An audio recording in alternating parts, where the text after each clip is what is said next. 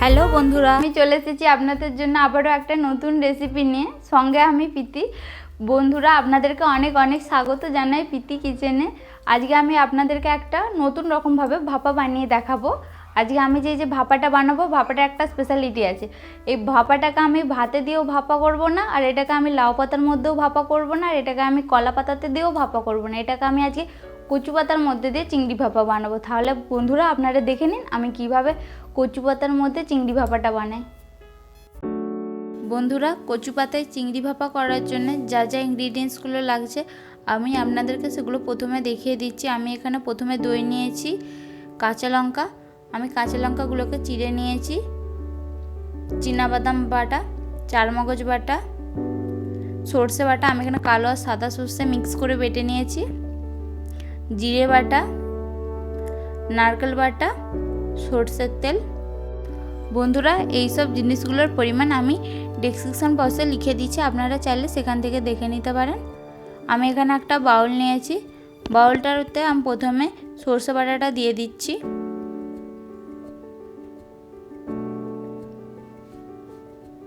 এরপর আমি চারমগজ বাটাটা দিয়ে দিচ্ছি,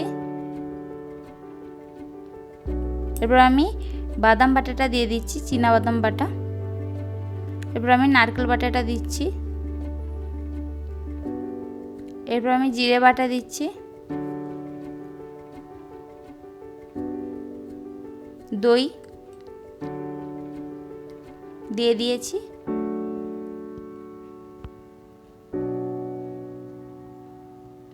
সর্ষের তেল দিচ্ছি 2 চামচ। আপনারা চাইলে সর্ষের তেলের পরিমাণটা বেশিও দিতে পারেন, তাতে ফ্লেভারটা ভালো আসবে। এরপর 1 চামচের মতো হলুদ গুঁড়ো দিয়েছি আমি, এরপর আমি স্বাদ মতো বা পরিমাণ মতো লবণ দিয়েছি,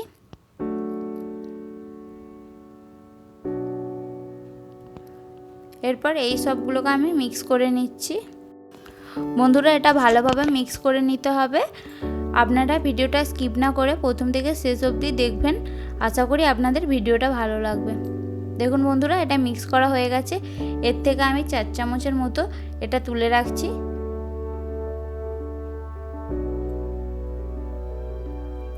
এরপর আমি চিংড়ি মাছগুলোকে দিয়ে দিচ্ছি। আমি চিংড়ি মাছগুলোকে ভালো করে ধুয়ে পরিষ্কার করে কেটে নিয়েছি।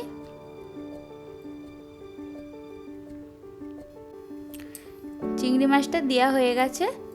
এরপর আমি চিংড়ি মাছটাকে এর সাথে মিক্স করে নিচ্ছি। চিংড়ি মাছটাকে ভালোভাবে মিক্স করতে হবে। আর বন্ধুরা, যদি আপনাদের ভিডিওটা ভালো লেগে থাকে তাহলে ভিডিওটা দেখার শেষে একটা লাইক করে দেবেন। চিংড়ি মাছটা ভালো করে মিক্স করা হয়ে গেছে। এরপর আমি এখানে একটা চপিং বোর্ড নিয়েছি, চপিং বোর্ডের উপরে আমি একটা কচু পাতা নিয়েছি। কচু পাতাটাকে এবার আমি বেলন দিয়ে বেলে দিচ্ছি। এটা বেলার কারণ, যখন আমি কচু পাতাটাকে ভাজ করব এটা ফেটে যাবে না, এটা ভালোভাবে ভাজ করা হয়ে যাবে। এই রকম ভাবে আমি সব পাতাগুলোকে বেলে নিয়েছি।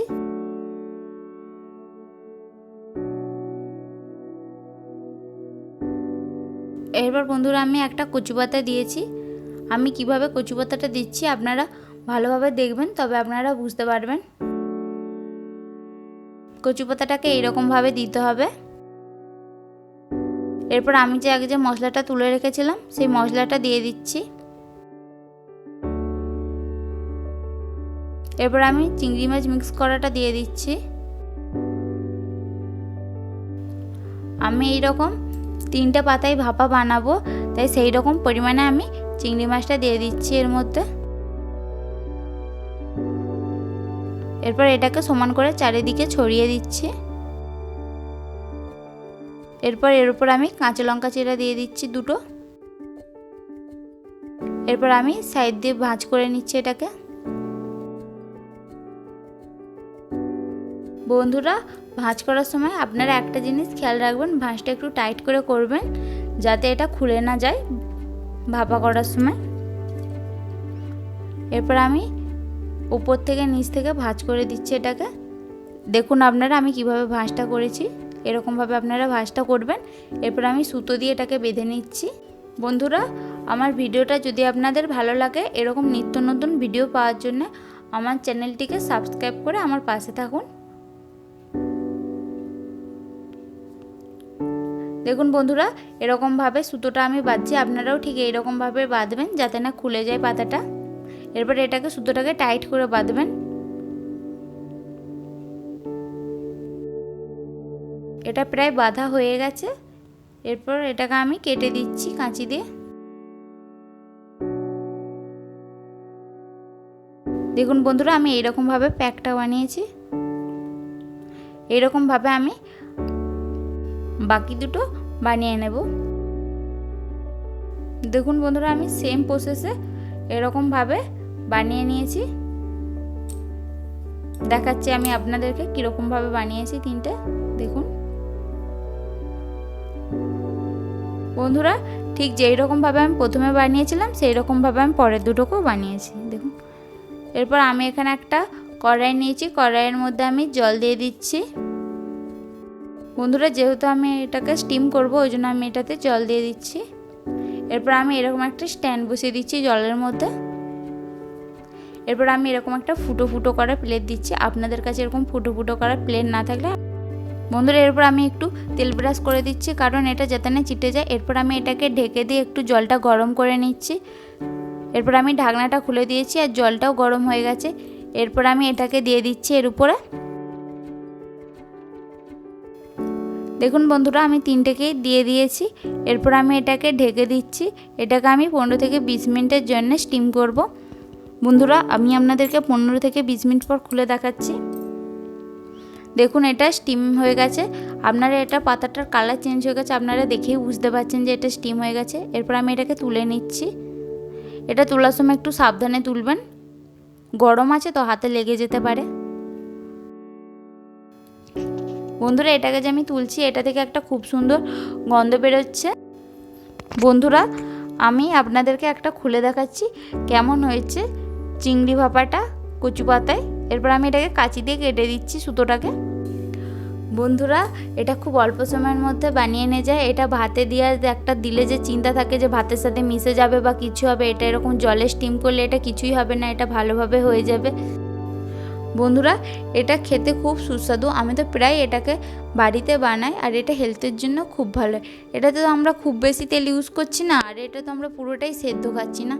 এটা খেতেও ভালো আর হেলথেও ভালো। আপনারা বাড়িতে অবশ্যই একবার বানিয়ে খেয়ে দেখবেন আর আমাকে কমেন্টে জানাবেন খেতে কেমন হয়েছে।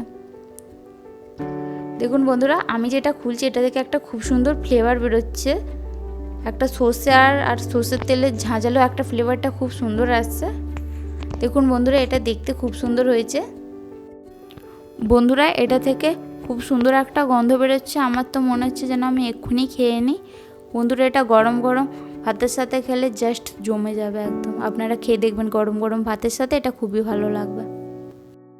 তো বন্ধুরা আপনারা তো দেখে নিলেন আমি কিভাবে কচু পাতার মধ্যে দিয়ে চিংড়ি ভাপা করলাম।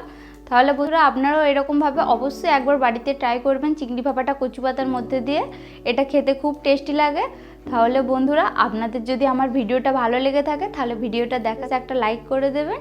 এরকম যদি আরও নিত্য নতুন ভিডিও পেতে চান তাহলে আমার চ্যানেলটিকে সাবস্ক্রাইব করে রাখবেন, এবার শেয়ার করবেন। তাহলে বন্ধুরা আজকের মতো এখানেই শেষ করছি। ভালো থাকুন, সুস্থ থাকুন। দেখা হচ্ছে আবার নেক্সট ভিডিওতে, নতুন কোনো রেসিপির সাথে।